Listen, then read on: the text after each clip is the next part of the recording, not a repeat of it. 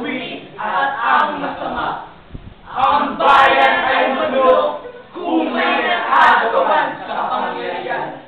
Ngunit kung matalino ang namumuno, ang bansa ay matatagal.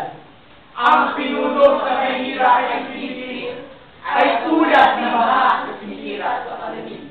Ang masama ay pinupuri ng makain sa batas, at kalaban nila ang matakapong tuntunin ng mahawa. Hindi alam ng masama kung ano ang katangaman, ngunit sa alipin ni Yahweh, lubos-lubos ang manaw. Mabuti na ang mahirap na lumalakad sa katwiran, kaya sa taong mayaman, ngunit may kasalanan. Ang yaman at tamo sa pamamagitan ng pagbukaan ay mauuwi sa maawain at Kawikaan. kawikaan. 28, 2